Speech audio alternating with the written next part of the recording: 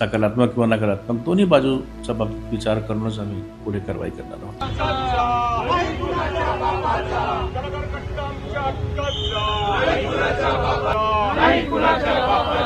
शहरातील गुडलक चौकासमोर असणारा कलाकार कट्टा आता बंद होणार आणि हटवला जाणार अशा चर्चा सुरू आहेत. याबाबत भाजपच्या काही नगरसेवकांना पुणे महानगरपालिकेचे आयुक्त नवल किशोर यांना एक पत्र सुद्धा लिहिलेलं होतं आणि त्यानंतरच आता हा विषय जो आहे तो मोठा चर्चेत आलेला आहे.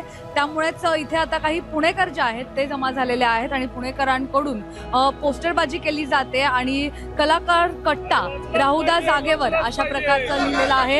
यासोबतच आपण बघितलं तर नगरसेवकांनो नका करू थट्टा, या जागेवर राहू द्या आमचा कलाकार कट्टा, अशा प्रकारच्या घोषणा या पोस्टरच्या माध्यमातून यांनी हातात घेऊन इथे आंदोलन सुरू केलेलं पाहायला मिळतंय. एकूणच याबद्दल नेमकं यांचं काय म्हणणं आहे आपण जाणून घेणार आहोत. तुम्ही इकडे आंदोलन करताय, पुणे महानगरपालिकेचे जे आयुक्त आहेत तर त्यांना 3 दिवसांपूर्वी एक पत्र देण्यात आलं आणि त्याच्यानंतर त्यांनी अनेक कारणं सांगितली. म्हणजे वाहतूक कोंडीचं कारण सांगितलं, इथल्या स्थानिक नागरिकांना इथल्या लोक जे करतात तर त्याच्या आवाजाचा त्रास होतो सांगितलं.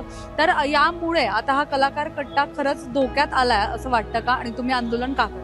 इथल्या स्थानिक लोकांनी जर यांना सांगितलं असेल तर त्या स्थानिक लोकांनी दिलेले सही पत्र त्यांच्याकडे असायला पाहिजे.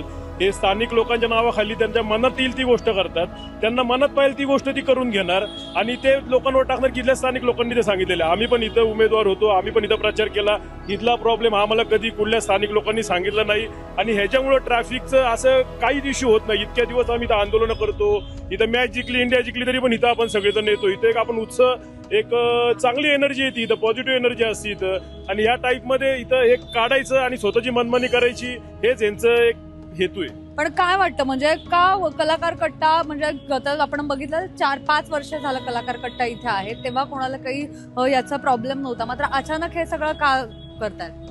हे आता सिलेक्टेड मेंबर आणि इलेक्टेड मेंबर हा यातला फरक आहे.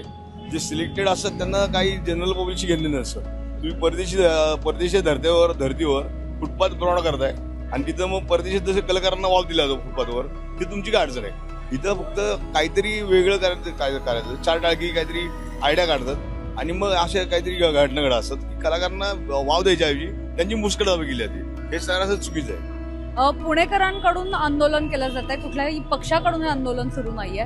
एक पुणेकर म्हणून तुम्हाला काय वाटतं की हा कट्टा किती महत्वाचा आहे? मॅडम, आता जे आयुक्तांनी जे वक्तव्य केलं नाही का स्थानिक लोकांच्या तक्रारी वगैरे, मुळामध्ये या कलाकार कट्ट्यामुळे जर कुठल्या स्थानिक नागरिकांना जर त्रास होत असेल ना तर त्यांनी आयुक्तांना द्यावं आणि आयुक्तांनी त्या तक्रारी आमच्या पुणेकरांना दाखवाव्यात. आणि दुसरी गोष्ट म्हणजे पु ल देशपांडे इथून पुढे राहत होते. पुणे शहराचा इतिहास आहे, या महाराष्ट्रातल्या साहित्य क्षेत्रातले सगळ्यात बरेच साहित्यिक. पालिका आयुक्तांनी या भागामध्ये वाहतूक कोंडीची समस्याचं कारण दिलं, तर खरंच हे कारण वाटतं का की याच कारणामुळे हा कलाकार कट्टा हटवला जातो? मला कळत नाही आयुक्त असे का बोलले. 2021ला कलाकार कट्टा तयार झालाय आणि आता फक्त 4च वर्ष झाले. 4 वर्षात इतकी मोठी वाहतूक या ठिकाणी झाली. पुणे शहरामध्ये वाहतुकीचा प्रश्न हा नक्की कोणता आहे हा खरं तर आयुक्तांना कळला पाहिजे आणि त्याचं कारण हे नसायला पाहिजे. हा कट्टा करण्याचं कारण या ठिकाणी आता दिलीप सिंग विश्वकर्मांनी जे सांगितलं, खूप जुने दिग्गज, खूप चांगले कलाकार या ठिकाणी येऊन गेले. हे जे आपल्या शेजारी गुडलक हॉटेल जे आहे किंवा पलीकडे कॅफेटेरिया ते एक हॉटेल होतं लकी हॉटेल, ते तिथं सुद्धा हे कलाकार येत होते. आता हे नव्याने निर्माण नवोदित कलाकार जे आहेत, या कलाकारांची या कलाकार कट्ट्यामुळे ओळख निर्माण होते, यांचे पोट भरतायत आणि कला ही पुण्याची संस्कृती आहे. ही संस्कृती जोपासण्याचं काम हे त्यावेळेस ज्योत्स्ना एकबोटींनी केलं आणि ते जोपासण्याचं काम हे नवीन नगरसेवक हे उद्ध्वस्त करण्याचं काम करतात. हे कलाकार कट्टा आम्ही काही केलं तरी प्रशासनाला उद्ध्वस्त करू देणार नाही. याच्यात फक्त कलाकार पोट नाही भरत तर तो त्याची कला दाखवण्याचा प्रयत्न करतो.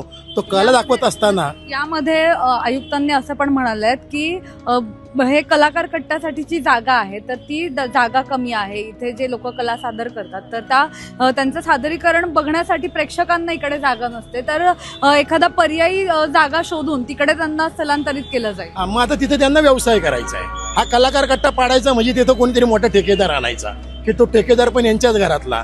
या कलाकारांसाठी कुठेतरी मोठं संकुल उभं करायचं, तिथं पण यांचाच कोणीतरी ठेकेदार.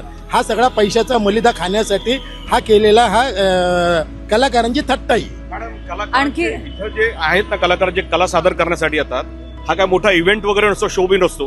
त्यांची जी कला सादर ते प्रतिकात्मक कला सादर करत असतात. त्यांना इथं पब्लिक बिब्लिक असो नसो त्यांना काही गरज नसते. आणि हा युक्तिवाद चुकीचा आहे. जे कला सादर करत असतात त्याच पब्लिक समोर असतो, त्याच्यामुळे वाहतुकीची कोंडी होती. व पुणे शहरामध्ये वाहतुकीची कोंडी या कलाकारांमुळे या कलाकार कट्ट्यामुळे होत नसून हे व्हीव्हीआयपी लोकांचे दौरे या पुणे शहरामध्ये चालू आहेत त्याच्यामुळे होते. या वाहतूक व्यवस्था जी आहे जी कोलमडली आहे त्याचे ते 3-13 वाजलेले आहेत, ते या सिग्नलमुळे झालेले आहेत. आणखी काही पुणेकर आहेत, आपण त्यांच्याशी बोलणार आहोत. वेगवेगळी कारणं सांगितली जात आहेत, पण वाहतूक कोंडीचा एक महत्वाचा हे उपस्थित केला जातो की वाहतूक कोंडी होतीये त्यामुळे हे केलं जात आहे. मग मागच्या 4 वर्षात या भागामधली वाहतूक कोंडी दिसली नाही का? आणि आणखी तुम्हाला काय वाटतं नेमकं काय हे असू शकतं, हे का पाडलं? मुळामध्ये पुणे शहराचं यांनी काय ऑडिट केलंय का वाहतुकीचं, हा पहिला प्रश्न. कारण शेवटी आपण ऑडिट करतो काही गोष्टीचं, ते यांनी या चौकाचं केलंय का? दुसरी गोष्ट, जर ऑडिट केला असेल तर फक्त ह्याच चौकाचं केलंय का? पुणे शहरात बाकी ठिकाणी ट्रॅफिक होत नाही का? लक्ष्मी रोड सारखा जो एरिया आहे म्हणजे 72, 75, 76, 2002चे डीपी आजपर्यंत झालेले नाहीयेत. मग इथंच नवीन डीपी होणार आहे का? असं मलाही आता शंका वाटायला लागली की जवळपास कुठेतरी रिडेव्हलपमेंट होणार असेल त्या कट्ट्याच्या आजूबाजूला, त्यामुळे त्यांना इथं काहीतरी वेगळं करायचं असेल. पण मुळामध्ये इथला जो कलाकार आहे ना तो रस्त्यावरच कलाकार आहे, याला आर्ट्स गॅलरीचा उपयोग नाहीये. कारण जो काय 4-2 इथं पोस्टर तयार करेल, जो काय त्याची कला सादर करणार आहे त्यातनं मिळणाऱ्या पैशाने त्याची उपजीविका सादर केली जाते आणि त्या उपजीविकेसाठी ते काम करतात. इथं फक्त कलाकारच नाहीये तर नवनिर्मित विद्यार्थी जे आहेत त्याच्या अभिनव कलासारखं महाविद्यालय आपल्या पुणे शहरामध्ये आहे. पलीकडे इकडे गोखले स्मारकाचे आहेत. म्हणजे ज्या पद्धतीनं ह्या कलाकारांना एक जागा मिळते ती इथं उभं राहण्याचं काम आहे. आता एक पुणेकर म्हणून जर पालिका आयुक्तांनी निर्णय घेतला या जागेसंदर्भातला तर तुमची काय भूमिका असेल? नागरिक म्हणून आम्ही पूर्णपणे याला विरोध करू. पहिली गोष्ट म्हणजे आपण इथं कररूपी पैशाचा याचा अपव्यय केला जातो. लाखो करोडो रुपये याच्यामधून कमवणारे आपण याच्यामध्ये जर 4 वर्षापूर्वी या गोष्टी केलेल्या आहेत ते प्रशासनाला तत्कालीन इथले नगरसेवक आमदार या सगळ्यांचा निधी म्हणजे तुमच्या आमच्या पैशाचा इथं दुरुपयोग करतात. त्यांनी आहे ना जे पार्किंग्स वगैरे आहेत ना ते कमर्शियल बिल्डिंगचे पहिले पार्किंग्स मोकळे करावेत. निम्मा प्रश्न हा मिटेल यांचा. ह्या भागात अनेक कमर्शियल संकुलं आहेत, त्याची संकुलाच्या खाली गोडाऊन्स केलेली आहेत. आज लक्ष्मी रोडला तीच परिस्थिती आहे, ह्या रोडला तीच परिस्थिती आहे. ती गोडाऊन मोकळी करा, निम्मा ट्रॅफिकचा प्रश्न सुटणार आहे. नक्की हे आपण बघितलं तर हे काही कलाकार आहेत, आपण काही कलाकारांसोबत सुद्धा नाही आम्ही काल दाखवलं आहे ते काही कलाकार आहेत, आपण काल कलाकारांसोबत पण इथला बोललो आहे आणि त्यानंतर आपण पालिका आयुक्तांसोबत सुद्धा या प्रकरणासंदर्भात बोललो होतो. त्यामुळे पालिका आयुक्तांनी सुद्धा सांगितलेलं आहे की याबाबतचा निर्णय घेण्यापूर्वी इथले कलाकार असतील, इथले स्थानिक नागरिक असतील तर त्यांच्याशी एकदा बोललं जाईल आणि त्यानंतरच याबाबतचा निर्णय घेतला जाईल. त्यामुळे आता आगामी काळामध्ये कलाकार कट्ट्याचं काय होतंय हे पाहणं अतिशय महत्त्वाचं असणार आहे. कॅमेरा पर्सन अजय गांगुडेसह मोना येनपुरे, सिविक मिरर.